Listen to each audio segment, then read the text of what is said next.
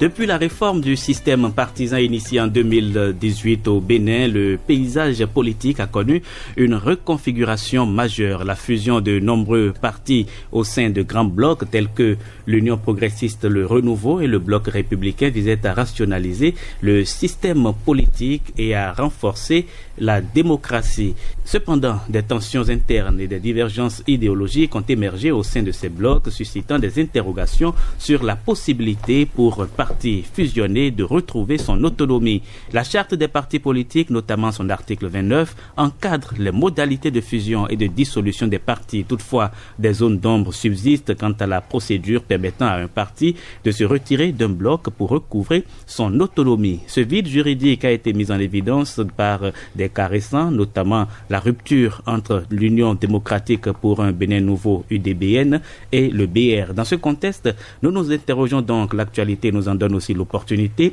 Un parti politique ayant fusionné au sein d'un bloc peut-il légalement se retirer et retrouver son autonomie? Quelles sont les implications juridiques, politiques et institutionnelles d'une telle démarche et quelles perspectives pour la consolidation de la démocratie béninoise? J'ai en studio pour faire le débat Jacques Richard Kodjo, membre du parti Union progressiste Le Renouveau, et Théodule Nouachi, attaché de recherche à la faculté de droit et analyste politique, soupçonné d'être de l'opposition. Bonjour messieurs, merci de venir faire le débat avec nous. Bonjour. Bonjour monsieur le journaliste. Alors déjà, on va voir un peu le cadre juridique de la fusion et de la dissolution des partis que stipule la loi numéro 2018-31 du 15 novembre 2019, loi relative donc à la charte des partis et concernant la fusion et la dissolution des partis politiques. Je vous donne en premier la parole, monsieur Kodjo. Merci. Alors le cadre juridique de la dissolution et de la fusion des partis politiques, le législateur n'a pas voulu aller dans les détails. Dans la charte des partis politiques, le législateur a simplement demandé que toute dissolution ou fusion soit portée à la connaissance du ministère de l'Intérieur afin que les tests soient mis à jour au niveau du ministère de l'Intérieur. Donc le législateur n'est pas allé dans les détails. Mais on peut bien comprendre cela parce que une dissolution ou une fusion, c'est forcément entre deux éléments. Et lorsque deux éléments choisissent de fusionner, ça veut dire qu'il y a un contrat. Et mon aîné Théodule qui est là me l'enseignera. En droit, il y a le principe des contrats et du contrat qui est la loi des partis. Donc en réalité, lorsque les partis se mettent ensemble, c'est les partis qui déterminent ensemble dans un test, dans un contrat, les modalités de fusion ou les modalités de dissolution. Et ça, on comprend bien que le législateur ne soit pas allé dans ces détails parce que c'est au cas par cas entre des partenaires. Donc, on ne peut pas légiférer sur les intentions de plusieurs partenaires. Mais le législateur est formel. Lorsque vous l'avez fait, portez cela à l'attention du ministère de l'Intérieur pour que votre statut soit mis à jour. Si on vous comprend bien, ça veut dire qu'il y a cette possibilité-là, justement, de quitter un bloc avec lequel on a fusionné pour retrouver son autonomie. Oui, en fait, ça dépend des conditions. Le mécanisme n'est pas très clair. Non, ça dépend des conditions de fusion. Oui. Mais ce qui est certain, lorsque vous êtes allé à la fusion, à moins que ce soit deux entités qui soient allées à la fusion et qui décident de se dissoudre, ou de dissoudre la fusion, là, ils peuvent partager et ils peuvent décider de comment se séparer. Mais lorsque c'est une entité qui décide de quitter la fusion et que l'élément fusionné continue à rester debout, parce que l'élément fusionné entraîne des effets juridiques. Et l'élément fusionné, si lui continue à rester debout, vous qui voulez partir, vous risquez d'y laisser votre peau parce que l'élément fusionné a désormais fait un bloc juridique et ce bloc juridique a créé des conséquences juridiques. Vous qui voulez partir sans l'accord de l'autre, vous risquez de partir les mains vides et peut-être aller recommencer une nouvelle aventure, puisque le bloc fusionné, lui, il demeure comme entité juridique. Votre départ ne dissout pas le bloc fusionné. Et donc, Théodule Nouachi, le départ d'un bloc doit être le fruit d'un consensus. Est-ce que vous partagez cet avis-là? Merci beaucoup. Je salue tout le monde ici et je salue mon frère Jacques qui fait l'effort de me faire porter l'habit d'un opposant. Avant de répondre quoi, comme il l'a dit, vous savez, la mise en commun, c'est sur une base consensuelle. Et vous définissez les clauses. Il y a des clauses qui définissent les différents éléments que vous mettez ensemble ou que vous ne mettez pas ensemble, ou alors que vous décidez de faire chemin ensemble sans jamais se séparer. Ça dépend de tout ceci. Ça dépend du contrat. De comment le contrat est monté. Alors, dès lors que un membre ne se sent pas à l'aise dans le mariage fusionnel ou non contracté, il lui revient de décider de partir ou de ne pas partir avec les effets juridiques que cela implique. C'est pour cela qu'on ne peut pas, à mon avis, comme il a dit également, contraindre un parti politique à rester dans une union où il ne se retrouve pas. Lorsque vous prenez, par exemple, comme vous l'avez dit dans l'introduction, le départ de l'UDBN qui est intervenu en août 2022, on aura constaté, j'ai écouté un des membres, je dirais des éminents membres, je parle de Jules Kitty, oui, qui estime que certaines clauses ne sont pas respectées, où on a dit qu'au niveau des différentes instances, jusqu'au niveau des cellules ou des sous-cellules, il faut que les membres de l'UDBN soient présents au niveau des bureaux, et puis aux différentes réunions que leur voix soit écoutée. Et il semble qu'une certaine frustration est née et qu'à partir de là, ils ont décidé de partir. Mais décider de partir, c'est que les textes auraient prévu comment il faut se séparer. Et ce que vous ne dites pas, c'est peut-être le cas du PRD qui est récent. Le BR a connu son... Mais le PRD n'est pas parti. Bon, le PRD n'est pas parti, mais les signaux sont clairs.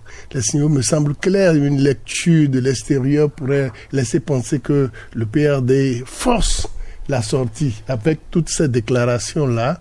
Malheureusement, Jacques me confirmerait, lui qui est de l'UPR, les différents documents que j'ai lus, qui ont consacré la juxtaposition ou la fusion, parce que les documents me parlent de juxtaposition des deux partis, ou de fusion, août 23, ont prévu que les deux partis gardent leurs identités et que les logos restent séparés. C'est des documents que j'ai consultés finalement, qui ne sont pas le dernier que j'ai consulté, n'a pas été signé. Ça fait que ça reste un document, je ne dirais pas que c'est un pamphlet ou un tract, ce n'est pas signé, mais c'est ce document-là de 146 articles, je crois, qui a prévu. Et donc, pour dire que lorsque c'est véritablement le dernier test à consacrer la juxtaposition, le départ me paraîtrait plus facile que lorsque vous êtes dans une fusion. Voilà un peu la réflexion que me suscite votre question.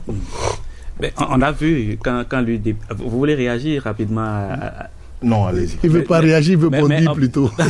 on a vu quand l'UDBN est parti. Est-ce que on peut considérer là aussi, par exemple, que ça avait été forcé? On a vu l'UDBN qui a dû devenir plus tard la Renaissance nationale. Est-ce que tout cela était lié justement à ces contraintes juridiques que vous évoquiez? Non, je pense que on évoque deux étapes dans la vie de l'UDBN. D'accord. La vérité, c'est que l'UDBN n'était pas encore allé à la fusion avec le BR. L'UDBN a signé un protocole en vue de la fusion avec le BR. D'accord. Et il devrait observer, je crois, un délai d'1 an pour acter maintenant la fusion pour que les deux soient ensemble. C'est dans ce processus que l'UDBN s'est rendu compte qu'il n'arrivait pas à avoir voix au chapitre. Au bout de 10 mois. Et au bout de 10 mois, et ils se sont retirés. Mais ils sont pas encore... presque 2 mois de la fusion. Oui, mais ils ne sont pas allés à la fusion. C'est ça la nuance. Les cas ne sont pas les mêmes. Mais alors, le PRD est en fusion avec... Le PRD, je voudrais dire à mon aîné et Théodule, de prendre les documents qui font foi. Hein? J'ai en main les statuts de l'Union progressiste, le renouveau. Tu me ferais plaisir de me donner une copie à la fin. C'est un document qui est signé à la fois par Joseph Diogbenou et Maître Adrien Rungbeji. Je demande copie à la fin. Oui. Donc, la fusion, c'est clair hein, au niveau du PRD et de l'Union progressiste le renouveau, c'est une fusion qui a été donnée. L'article 1er dit l'Union progressiste et le Parti du renouveau démocratique fusionnent en un parti politique dénommé Union progressiste le renouveau, dont le sigle est UP le renouveau. Alors, le logo du parti, puisque c'est toujours décrit dans les textes. Bien sûr. L'article 7 dit le logo du parti est constitué d'un baobab vert coiffé d'un arc-en-ciel stylé dans un cercle jaune et blanc et posé sur l'inscription Union progressiste le renouveau que souligne un trait rouge en arc. Donc on est allé à la fusion. Les deux partis ont disparu et un parti est né. Alors, lorsque, par exemple, aujourd'hui, le problème du PRD est posé, hein, mais je vous lis l'article 150 des statuts. Après, il faut nous lire l'article 144. L'article 150, je ne suis pas sûr qu'on ait le même document parce que moi, j'ai jusqu'à 151 articles. Peut-être qu'on n'a pas le même document, mais je vais aller là-bas. Mais non, pour éclairer les auditeurs, l'article 150 des statuts dit « Les patrimoines de l'Union progressiste et du Parti du renouveau démocratique qui sont affectés à titre définitif et irrévocable par l'effet de la fusion à l'Union progressiste le renouveau constituent le patrimoine de l'Union progressiste le renouveau et sont gérés conformément à la législation en vigueur. Un état des lieux patrimonial est établi par le présidium et conservé aux archives du parti. Donc, par exemple, ces documents sont donc, ces articles sont donc clairs. Il y a eu fusion entre le PRD et l'UPR. Et je voudrais rappeler aux auditeurs que le siège, et qu'il n'y a donc pas de sensibilité de PRD au sein. Non, le siège de l'Union progressiste, le renouveau, est à Porto Novo. Voilà. Le siège est à Porto Novo. À Cotonou, on n'a qu'une annexe. D'accord. Donc le siège de l'Union progressiste, le renouveau, est à Porto Novo. Et ce siège fait partie du patrimoine de l'Union progressiste, le renouveau. Juridiquement, ça veut dire quoi? Que si aujourd'hui, le PRD veut se reconstituer, qu'est-ce que le PRD peut faire? Ils peuvent. C'est pas interdit. Sauf qu'ils quitteront alors l'Union progressiste, le renouveau, individuellement. Ils vont démissionner de l'Union progressiste, le renouveau. Et ils iront constituer un nouveau parti, Parti du renouveau démocratique, puisqu'aucun parti à ce jour n'a cette dénomination au Bénin.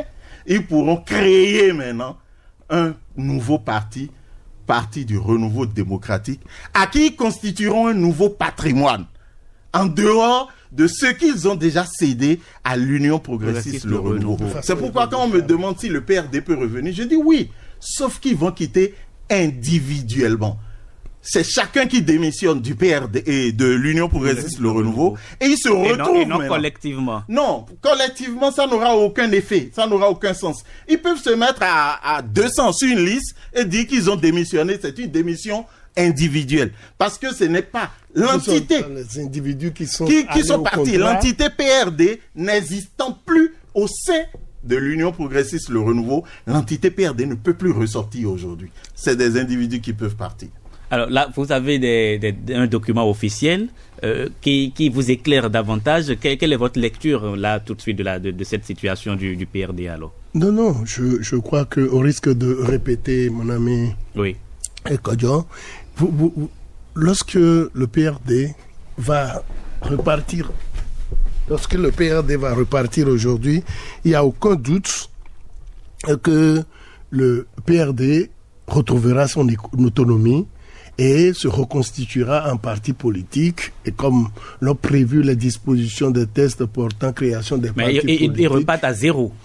Oui, absolument, puisqu'ils auraient, c'est bien mis ici, ils ont concédé dans le cadre de la fusion, ils ont mis ensemble leur patrimoine, tout ce qui appartenait au parti politique, du PRD, est allé dans le patrimoine de façon irrévocable à la fusion et à l'Union progressiste de renouveau. Et donc, comme il a dit, ils repartiront à zéro. Mais on ne peut pas l'oublier, c'est comme un fonds de commerce. C'est le PRD, en allant se mettre ensemble avec l'Union progressiste, a apporté quelque chose. Je dirais, tout au moins, un électorat. Et c'est parce que l'Union progressiste a dû sous-peser, apprécier certains éléments qui lui apporteront certainement du poids politique que l'Union a été acceptée. La bonne question à se poser, c'est de savoir si aujourd'hui le PRD gagnerait à partir à quelques jours des élections. Évidemment. En se séparant. C'est à apprécier pour voir qu'est-ce que nous perdons, qu'est-ce que nous gagnons. Peut-être que le PRD réussira à reconstituer son électorat, mais sur la base des dispositions de création des partis politiques où il faut avoir un siège national, un siège départemental, tout au moins, et puis fonctionnel. Bien sûr. Et essayer d'avoir des cellules, des sièges au niveau communal et autres. Est-ce que, au niveau de ce court temps-là, le PRD, s'il prend le risque, pourrait se retrouver, ou alors à se demander si le PRD se réveille à brandir les différents éléments qui est que le président, entre griffes, le président du PRD qui n'existe plus. Qui n'existe plus. Oui. Pendant qu'il brandit ces éléments-là aujourd'hui, où est-ce qu'il va? Qu'est-ce qu'il recherche? C'est des questions utiles à se poser et qui méritent réponse. Voyez-vous, j'avais demandé à mon frère de lire l'article 144. Je constate que c'est le même document, sauf que celui que j'ai eu avant la signature, on dit que les amendements ou modifications au statut sont adoptés par le Conseil national à la majorité. Donc je crois que ce n'est même pas le bon article, c'est lui qui a plutôt raison. Voilà. Alors, je peux rebondir. Oui, allez-y très rapidement. Oui, parce que en fait, le contexte de la fusion entre le PRD et l'Union progressiste, le renouveau, et je voudrais dire, sans choquer... Non, pas l'Union progressiste, le renouveau, et l'Union progressiste. Oui, sans choquer aucune sensibilité, c'est le contexte de la réforme du système partisan. Tout à fait. Et ce contexte nous invite les acteurs politiques à aller dans de grands groupes politiques. Alors, je ne voudrais pas rappeler ici les circonstances dans lesquelles le PRD est demeuré PRD en 2017 et que l'honorable Orden Aladati nous a rappelé lors d'une conférence où mon grand frère Théodule était. Je ne voudrais pas rappeler ces circonstances-là. Mais il s'est avéré que le PRD, ayant gardé son autonomie au moment où on faisait les grands regroupements, est allé de façon infructueuse à 2 élections successives et n'a pas pu franchir le seuil des 10% au plan national. La vérité, c'est que le PRD, s'il continuait sous son ancienne forme, Maître Adrien Rumbedji, c'est un fin politicien. Il sait très bien que le PRD allait dans le mur. Et l'Union progressiste de l'époque a jeté une bouée de sauvetage au PRD. L'idée étant que le PRD, qui n'a jamais eu atteint la barre des 10% pour 2 élections successives, devait faire face à l'élection de 2023. Et donc, il y avait quand même cette hantise de ne toujours pas franchir la barre des 10%. Et en s'associant à l'Union progressiste, le PRD a pu placer ces cadres qui sont aujourd'hui dans le système de l'Union progressiste, le renouveau, qui sont à tous les niveaux. Ces cadres sont au niveau de la direction exécutive, de la haute direction politique. Ces cadres sont à l'Assemblée nationale. Ces cadres sont au gouvernement. Tant et si bien que nous ne faisons même plus de distinction entre les PRD et nous. Et l'UP. Nous, on ne faisait même plus de distinction. C'est eux qui nous réveillent maintenant pour nous dire qu'ils sont... Mais je peux vous dire qu'il y a un membre du PRD, un éminent membre du PRD, qui a rattrapé par exemple ses cotisations à l'Union progressiste, le renouveau, il n'y a pas 2 mois, mais qui a rattrapé ses cotisations de plusieurs millions de francs. Mais ça, c'est un ancien du PRD qui a payé autant pour rattraper ses cotisations au niveau de l'Union progressiste, le renouveau. Vous direz à ce monsieur-là aujourd'hui de ressortir de l'Union pour aller faire quoi? Je pense que mon aîné a posé la problématique. À quoi servent ce que Maître Adrien Rumbedi dit en ce moment? Mais ce n'est pas l'objet de notre émission. Notre émission, c'est est-ce que c'est faisable et quelles conséquences ça peut avoir. Quelles conséquences juridiques cela peut avoir, puisque vous évoquez justement le fait que aujourd'hui le PRD a des éléments au niveau du gouvernement, des députés, des maires. Justement, si cela devrait par extraordinaire arriver, est-ce que juridiquement ces députés, est-ce qu'on les considérerait désormais comme des députés PRD? Est-ce que, puisque les patrimoines aussi ont été fusionnés, comment est-ce que juridiquement on gère une telle situation si ça arrivait? Monsieur Sebo, le PRD n'est pas allé aux élections législatives. Donc le PRD n'a pas de député à l'Assemblée. Je voudrais donner la parole d'abord. Non, je voudrais qu'on précise cette chose. Le PRD n'est pas allé aux élections. Le PRD n'est pas présent à l'Assemblée nationale. Donc, comme on a dit tout à l'heure, ils peuvent démissionner individuellement. Si démission individuelle il y a et que un député démissionne, il perd son poste. Comme l'a dit le code électoral. Il perd son poste. Théodule Nouachi. Oui. Ben alors, le PRD n'existe plus individuellement. Les élections du 8 janvier 2023 ont été effectuées sous la bannière de l'UPR. Donc tous les députés qui sont à l'Assemblée sont des députés UPR. De ce point de vue, il n'est pas possible pour un député de pouvoir s'identifier PRD aujourd'hui pour se retirer et pouvoir produire quelque effet que ce soit, sauf à attendre les conséquences juridiques, et la finalité serait que lorsque je sors, je perds tout, mais en toute connaissance de cause. Ce qu'il y a, c'est peut-être vrai, Jacques l'a évoqué, le PRD qui, avant la fusion, a eu quand même des élus. Et c'est l'application de cette disposition de 10% qui a conduit à ce que les élus du PRD sont devenus des administrés de ceux... 10% votés sous Adrien Rumbedi, président de l'Assemblée nationale. Bon, un peu pour rappeler que c'est l'arme qu'il a préparée. Vous l'avez dit vous-même, le débat n'est plus à ce niveau. Le débat aujourd'hui, c'est de savoir si on peut aujourd'hui, effectivement, en tant que parti, ou choisir de se retirer, par exemple, d'un bloc et de voir un peu les conséquences que cela pourrait avoir, une telle indépendance. Et vous l'avez dit, les députés, les maires et autres sont des acteurs de l'UP, le renouveau, en ce moment. Et donc, la conséquence immédiate serait que si éventuellement le PRD devrait quitter le bloc UP, le renouveau, c'est qu'ils n'ont plus de maires, ils n'ont plus de députés, ils n'ont plus personne. Et qu'il faudra commencer alors à zéro.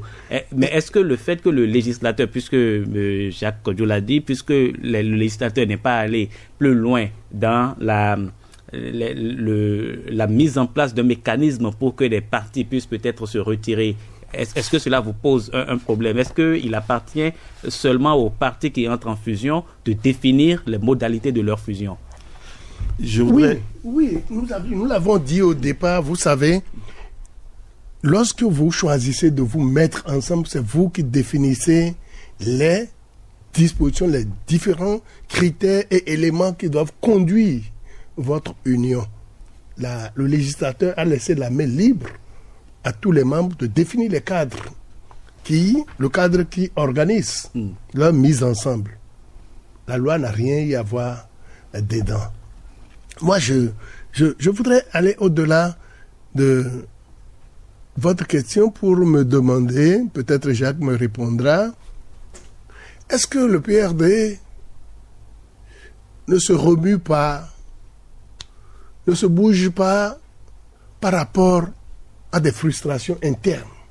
C'est vrai, on a dit, j'ai lu dans le texte qu'il faut, il y a la démocratie interne, il y a la transparence, et puis beaucoup, la loyauté et autres, qui gèrent le parti politique, je veux dire, l'Union progressiste, le renouveau. C'est connu que le Conseil des sages, prévu par le parti, a été installé et apparemment n'aurait pas intégré le président du PRD. Est-ce que ce n'est pas des éléments qui ont créé des frustrations? Oui, mais là, je suis bien au conditionnel. Non. Bon, expliquez. Maître Adrien Roumbédi est membre du Conseil des sages de l'Union progressiste le renouveau. Merci de le porter.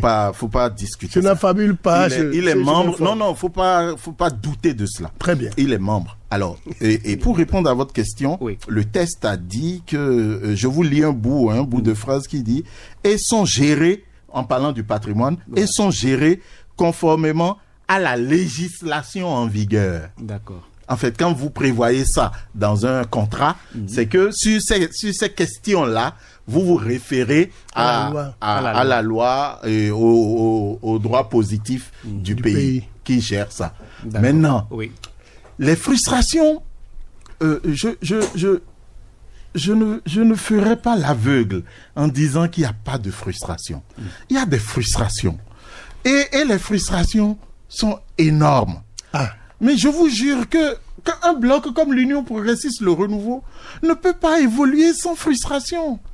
Il y a plus de 100 anciens chefs de partis politiques qui constituent l'Union progressiste, le renouveau. Et rappelez-vous comment les partis politiques évoluaient. C'était la chasse de garder d'un seul homme qui dictait sa loi et qui avait des disciples derrière lui. Tout ce beau monde aujourd'hui se met au même rang que leurs disciples d'antan. Il y a trop de frustration. Mais aujourd'hui, nous sommes en train de gérer un groupe. Nous sommes dans une édification. Et les frustrations ne peuvent pas manquer. Mais ce qui est malsain dans l'attitude de certains individus, ce qui est malsain, et je pose très bien mes mots, c'est que ces frustrations soient portées par un ensemble antérieur, PRD. Je pense que c'est malsain. C'est-à-dire que ce que les ex-PRD peuvent dénoncer aujourd'hui à l'Union progressiste, le renouveau, les ex de l'Union fait la nation peuvent le dénoncer. Les ex de Alternative Citoyenne peuvent le dénoncer. Les ex de tel et tel parti peuvent le dénoncer aujourd'hui. Mais ils ne le dénoncent pas en tant que groupe constitué. C'est ça qui est malsain. Peut-être et c'est ça qui rend le débat, c'est ça qui pourrit le débat. En respectant la règle interne qui a prévu que les contradictions se règlent à l'interne. C'est tout. Sinon, il y a des frustrations et il y a beaucoup de frustrations. Je ne dirais pas non, mais on se bat à créer un groupe à l'Union progressiste, le renouveau. Parce que nous avons pour vocation de garder le pouvoir pendant les 30 et les 100 prochaines années au Bénin. Je ne doute pas puisque vous allez à l'école de la Chine. Bien entendu, c'est bien ça. Oui, ça, je sais. Merci, messieurs, pour ces éclairages qui auront été utiles. Le débat a donc été à la fois, on va dire, juridique, politique et démocratique. Il faut espérer que la cohérence, la solidité des blocs introduisent une certaine flexibilité aussi au niveau des partis, notamment dans la réalisation des contrats. Merci à chacun pour le débat et on se retrouve très prochainement.